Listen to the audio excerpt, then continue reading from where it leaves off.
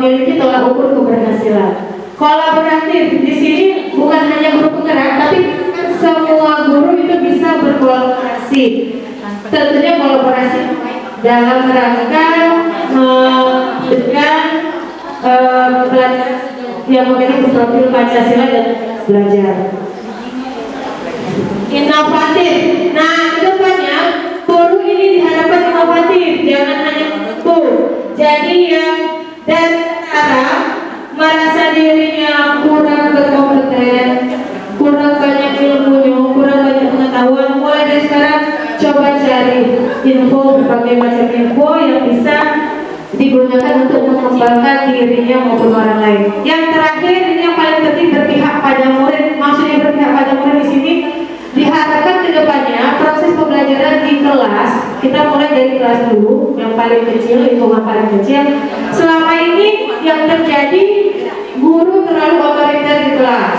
Nah, jelaskan awal pelajaran dimulai sampai kali di depan. Siswa hanya mendek manis, bahkan sampai sekarang ada yang saat guru menjelaskan anak-anak harus duduknya manis, tidak boleh bertanya. Nah, ya, kedepannya mungkin tidak bisa langsung dijelaskan ya Bapak Ibu, tapi kita coba kurangi seperti itu. Saya tidak menyinggung siapapun, tapi kalau ada yang merasa tersinggung, alhamdulillah.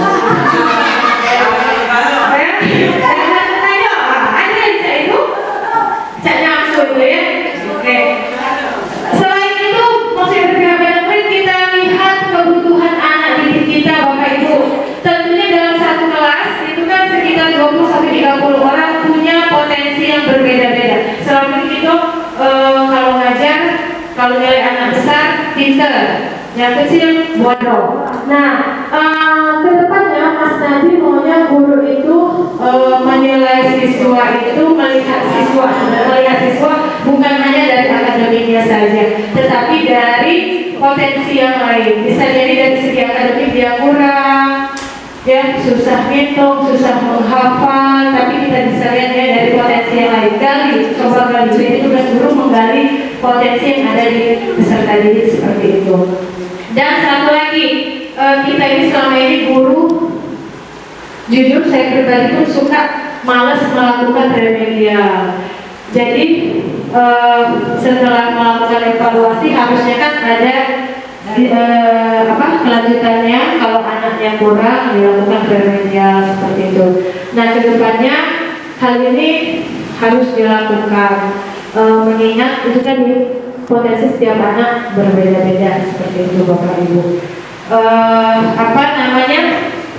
Dan kalau pernah itu kepala sekolah kita mengatakan, jika si anak tidak bisa mengerjakan tugas A, maka coba ganti dengan tugas B. Jika tidak bisa juga tugas B, ganti dengan tugas C. Jika sampai tugas C masih tidak bisa, coba tanyakan ke si anak, kau pajaknya apa?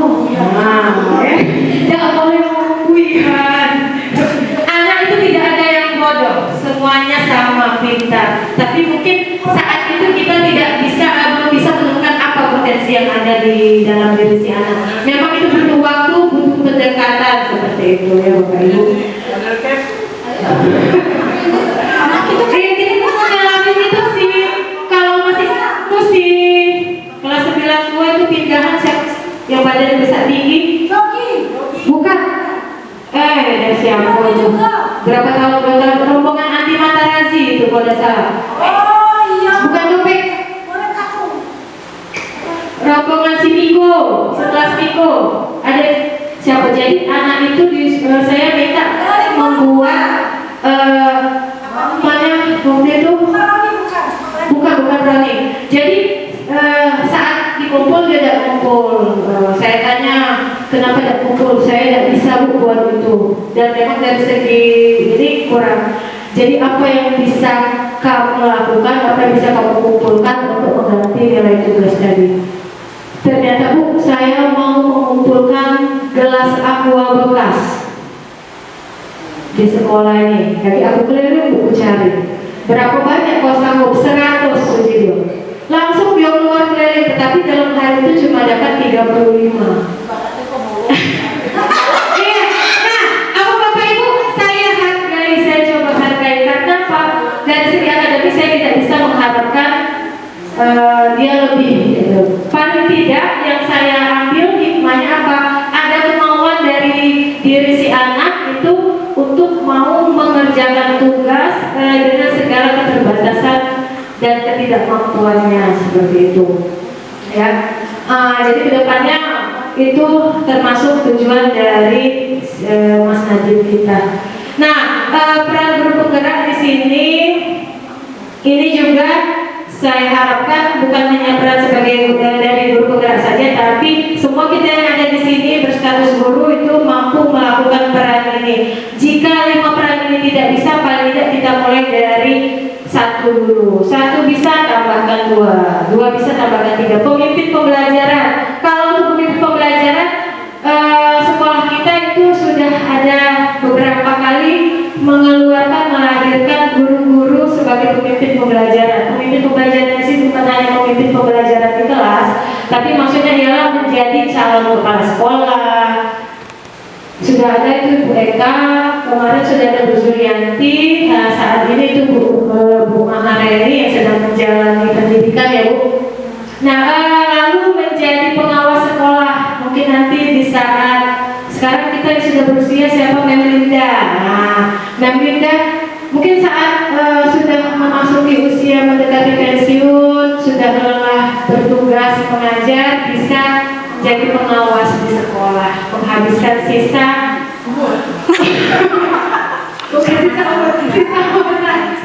masa kerja ya, seperti itu. Lalu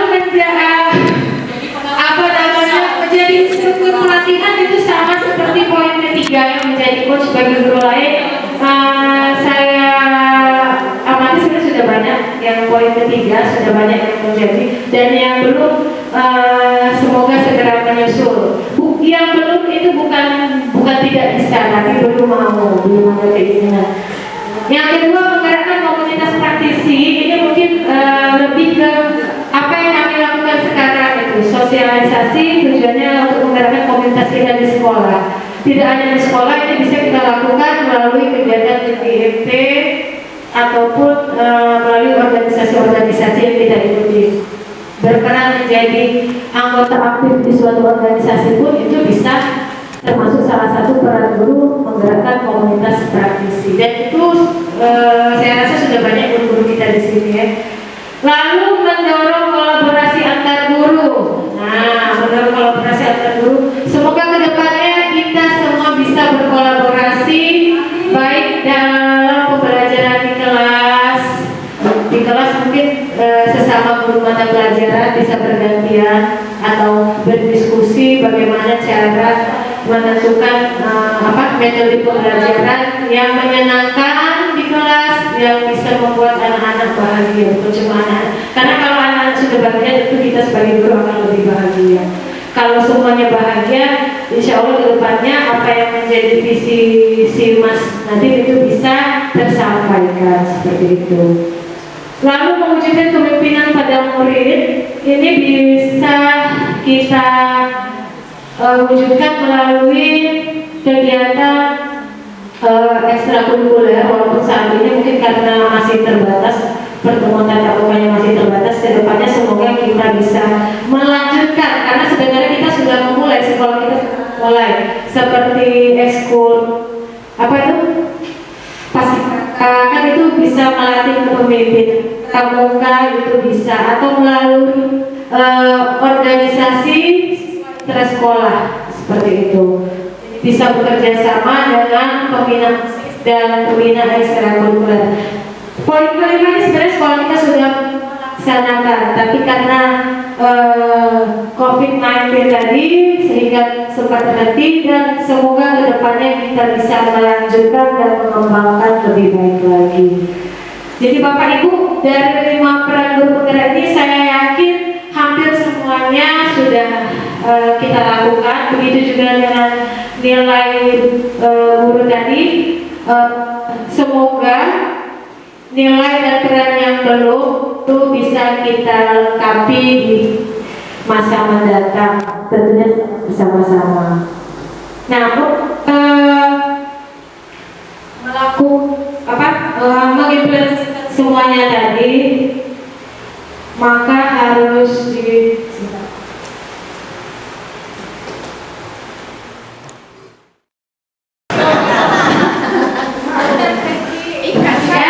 kita coba ya, tidak lama ya, paling mungkin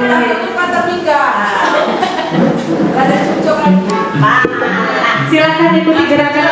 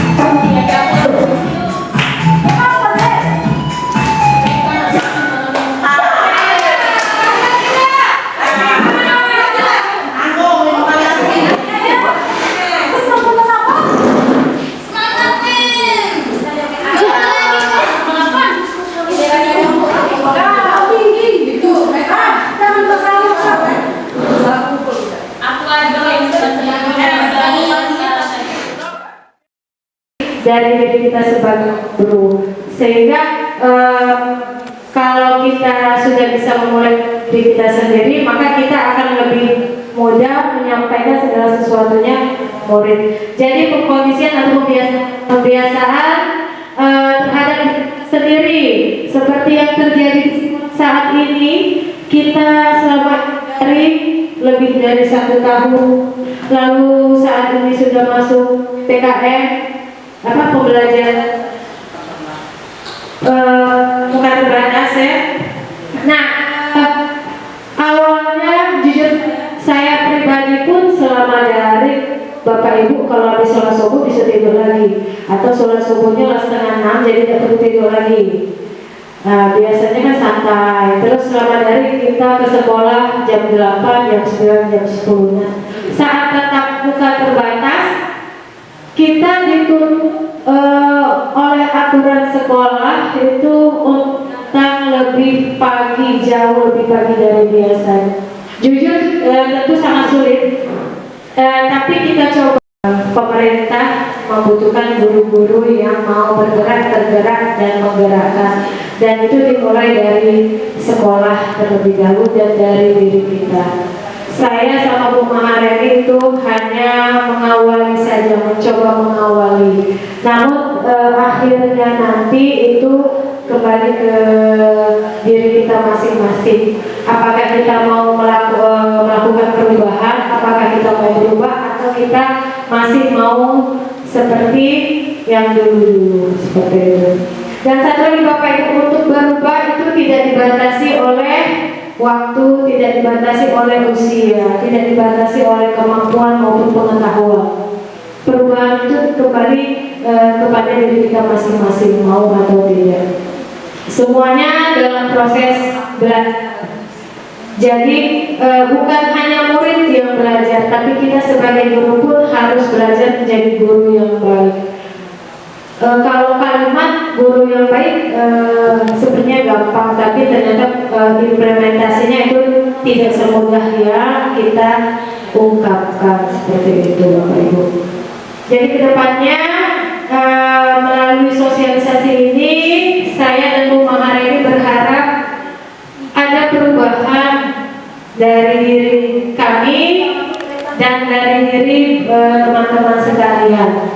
Setelah ada perubahan, kita sama-sama berkolaborasi melakukan perubahan untuk sekolah, baik itu dari segi SDM manusianya maupun dari kualitas kelulusan pelajar yang kita luluskan, pelajar yang kita lahirkan. Jadi kedepannya berharap murid yang kita luluskan, yang kita nyatakan selesai pendidikannya tidak hanya memiliki intelektual tinggi, tetapi juga berkarakter dan berbudi pekerti. Tidak hanya murid, begitu pun juga dengan kita guru-gurunya. Kalau kita sudah bisa menjadi contoh teladan dan panutan untuk murid, maka untuk menjadikan murid memiliki keenam profil pelajar Pancasila itu bukan suatu hal yang terlalu sulit lagi seperti itu. Apalagi kita mewujudkannya secara bersama-sama. Baik Bapak Ibu, itu saja dari saya.